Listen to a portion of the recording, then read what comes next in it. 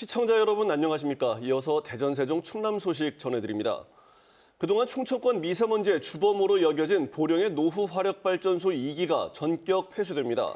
당초보다 2년 앞당겨져 내년 말 폐쇄될 예정인데 일시 가동 중단 화력발전도 대폭 늘 전망입니다. 박장훈 기자가 보도합니다.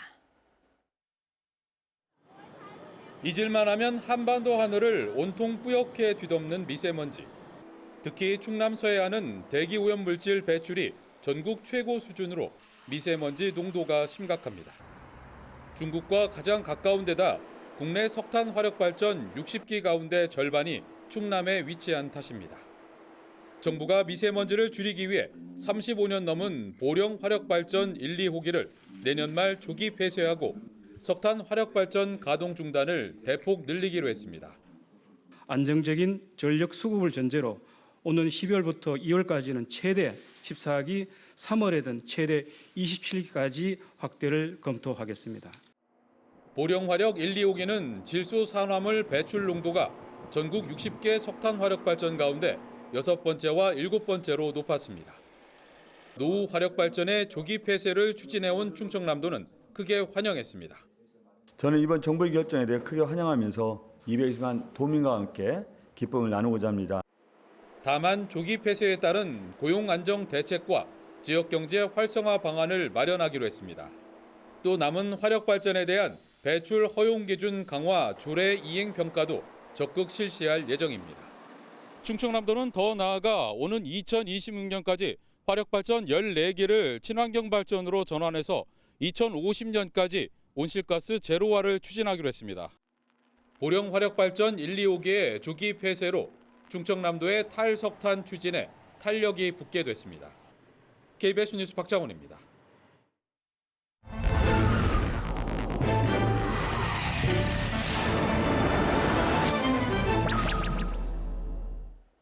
대전은 부동산 경기의 과열 속에 최근 재개발 아파트 2곳이 높은 청약률로 분양에 성공하면서 열기가 더욱 끓어오르고 있습니다. 저금리 등 호재가 이어지고 있지만 부동산 규제라는 돌발 변수도 있어 묻지마식 투자를 하다 보면 자칫 낭패를 볼 수도 있다는 분석입니다. 포커스K 황종환 기자입니다. 개관 첫날부터 아파트 견본주택이 인파로 북적입니다. 높은 인기는 고스란히 청약률에 반영됐습니다. 800여 가구 공급에 6만 명 넘게 몰려 평균 78대 1, 최고 240대 1의 경쟁률을 기록했습니다. 한 주 전 분양한 목동 3구역에 이어 2주 연속 기록적인 경쟁률입니다. 도마변동 구역에서 첫 사업을 시작했는데 고분양가 관리 지역으로 인해서 저렴하게 돼서 성공한 것 같습니다. 대전의 부동산 과열을 촉발한 건 2017년부터 밀려든 투기 자금입니다. 2018년엔 부동산 규제에서 제외되면서 풍선 효과로 인해 외부 자금 유입이 가속화됐고 서구와 유성구를 중심으로 아파트 가격이 가파르게 오르기 시작했습니다. 때맞춰 분양한 도안신도시 갑천 3블록과 아이파크 시티는 경쟁률이 최고 200대 1을 넘기며 청약 광풍을 불러왔습니다. 올 하반기에도 도안신도시 아파트 2곳의 분양권 전매 제한이 풀린 데다 재개발 아파트 2곳의 분양 성공으로 부동산 소비 심리 지수는 계속 상승 중입니다.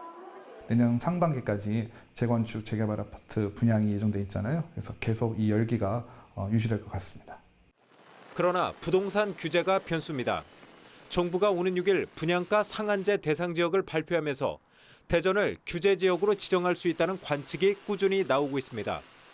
가격 급등을 불러온 투기 세력들도 최근 대전에서 발을 빼는 것으로 알려져 추격 매수의 위험 부담도 커지고 있습니다. 고점의 매수 타임을 보기보다는 일반 아파트 청약 쪽으로 기회를 잡아서 내 집 마련의 기회를 삼는 게 적절한 시기가 아닌가 생각을 합니다.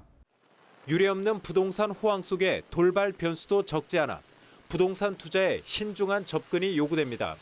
KBS 뉴스 황정환입니다. 앞으로 10년 안에 대전권 철도와 도로 등의 교통망이 대거 확충될 예정입니다. 도시철도 3호선 역할을 할 철도망 구축과 함께 트램이 도입되고 도심권을 비롯해 인근 도시와의 도로망도 확대됩니다. 조용호 기자가 보도합니다.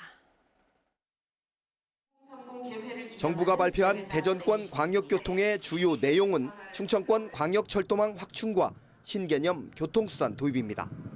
충청권 광역철도망은 호남선을 활용해 대전과 충청권을 연결하는 사업으로 1단계는 2024년 개통을 목표로 계룡시에서 신탄진까지 35.4km, 2단계는 신탄진에서 조치원을 연결하게 됩니다. 철도로 해서 남북측을 연결하는 그 도시철도 3호선의 기능을 하게 되어 있습니다. 그래서 그 교통망의 네트워크가 형성되는 아주 그 좋은 효과를 기대합니다. 또 정부대전청사에서 서대전을 순환하는 대전 도시철도 2호선 트램을 2025년 개통하도록 추진하게 됩니다. 정부는 대전권 교통망 보완을 위해 대전 인근 도시와 연결하는 광역도로 확충도 추진하기로 했습니다. 만성적으로 교통체증이 빚어지는 서대전 IC에서 계룡시 2개 3가도로를 현재 4차로에서 6차로로 확장하고 계룡 신도안에서 대전 세동 간 광역도로 개설도 추진됩니다. 대전 도심 혼잡 완화를 위해 서구 정림동에서 중구 사정동 도로 개설과 갑천으로 단절된 유성구 문지동에서 대덕구 신대동을 연결하는 대덕특구 동축 진입로도 개설됩니다. 또 기존 BRT는 유성복합터미널 건설을 통해 세종에서 공주와 조치원 등 인접도시까지 노선을 연장하기로 하는 등 대전권 광역교통 여건이 획기적으로 개선될 전망입니다. KBS 뉴스 조용입니다. 세종과 서울 등 전국 정부청사에서 정년을 앞둔 65살 환경미화원들의 재고용 여부를 두고 청사관리본부가 일방적인 설문평가를 진행해 논란입니다. 대상자들이 보는 앞에서 직접 이름을 적고 호불호를 표현하게 한 건데 당사자들은 수치심까지 호소하고 있습니다. 백상현 기자입니다. 정부 세종청사 환경미화원의 재고용 여부를 묻는 설문지입니다. 재고용을 희망하는 동료의 이름을 적는 칸과 함께 근무하고 싶은지 여부를 묻는 문항이 단도직입적으로 표시됐습니다. 더군다나 당사자의 눈앞에서 평가를 시켜 자괴감까지 느꼈다고 말합니다. 나이 먹은 것이 죄는 아닌데 자괴감이 들고 창피하기도 하고 자존심도 상한다. 재고용을 희망하는 미화와 시설직 13명이 대상인데 미화원들은 인기 투표식이라며 반발했습니다. 아무리 그 사람이 인격이 훌륭하더라도 팀원들이 특정 노조랄지 특정한 감정에 엮여서 한쪽으로 몰아서 그 사람과 같이 안 할 수도 있습니다.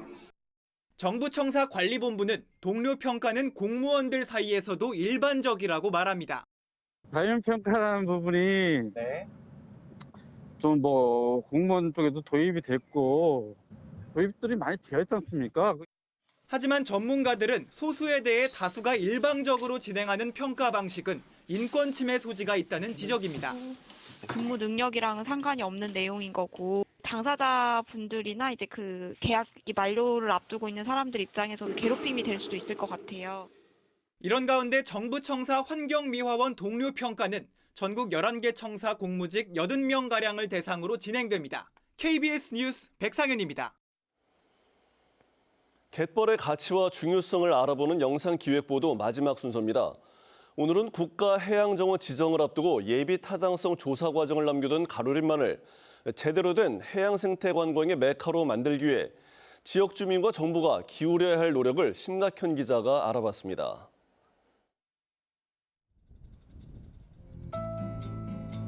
가로림만은 지역의 공동체를 형성해주는 매개체의 역할까지 하고 있는 서산의 보물입니다. 적어도 이 보호구역 내 어디에 이 법정 보호종들이 사는지 그 주요 서식지만이라도 일단은 일반인들이나 관광객들이 알 수 있게끔 입간판이라든가 이제 홍보 안내판을 좀 설치를 한다고 하면 해양 보호구역을 찾는 이제 시민들이 조금 더 주의 있고 관심 있게 이 종들을 지키고 보존하는데 좀 노력할 수 있지 않을까 생각을 합니다. 생태 관광을 위해서 필요한 시설들도 많이 만들게 되는데요. 이런 시설을 만들 때 먼저 고려해야 될 것이 있습니다. 어떤 컨텐츠로 어떻게 활용하기 위해서 시설을 만들 것인가가 먼저 고민돼야 되고요. 시설을 만드는 것도 중요하지만 만들고 나서 어떻게 이게 운영되고 관리될 것인가라고 하는 것도 같이 고민되어야 합니다. 100억짜리 시설에 해설가, 교육자 한두 명이 가까스로 프로그램을 운영해서 지어놓기는 100억짜리 시설을 지어놨는데 운영되는 건 1억짜리에 또 못 미치는 그런 시설들이 전국에 수두룩한 게 현실이거든요. 가로림만에서는 절대 그런 일을 반복하지 않았으면 좋겠고 장기적이고 지속적인 프로그램과 아니면 교육 활동이 될 수 있도록 그런 지원 아니면 교육 활동을 만들어낼 수 있는 어떤 조건 이런 것들이 좀 만들어진다라면 훨씬 더 좋겠다라는 생각이 듭니다. 갯벌을 어떻게 관리하고 어떻게 활용하고 어떻게 지속성을 유지하고 하는 것이 바로 저의 미래이기도 하고 어민들의 미래이기도 하고 전 국민의 미래이기도 합니다.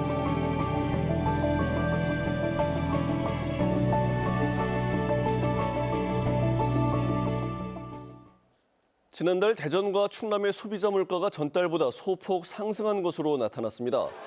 충청지방통계청이 발표한 대전의 10월 소비자 물가 지수는 농축산물과 전기, 수도, 가스 등 공공요금 상승으로 전달보다 0.3% 상승하며 104.6을 기록했습니다. 충남은 농축산물 가격은 하락했지만 공업 제품과 서비스 요금이 올라 0.1% 상승한 104.5를 나타냈습니다. 천안의 한 가정집에서 기르던 반려견이 석궁 화살에 맞아 다쳤다는 신고가 접수돼 경찰이 수사에 나섰습니다. 천안 동남경찰서는 지난달 29일 밤 9시 40분쯤 천안시 성남면의 한 단독주택 마당에서 3년생 보더콜리가 몸통에 길이 17cm의 석궁 화살을 맞아 부상을 입은 채 발견됐다고 밝혔습니다.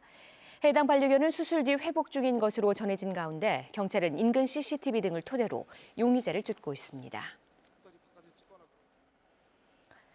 부여군 내 첫 일반 산업단지가 2024년 홍산면에 들어섭니다. 부여군에 따르면 부여 일반 산업단지 조성 사업이 행정안전부 중앙투자심사를 통과했습니다. 이에 따라 홍산면 정동리, 무정리 일원에 2024년까지 43만 제곱미터 규모의 일반 산업단지가 조성되며 부여군은 산업단지에 바이오 소재 기술혁신 클러스터를 구축할 예정입니다. 더불어민주당과 대전시가 오늘 국회의원회관에서 2차 예산정책협의회를 열고 지역 현안을 논의했습니다.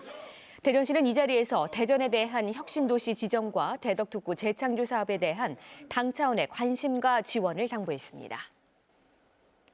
대전, 세종, 충남 뉴스를 마칩니다. 고맙습니다.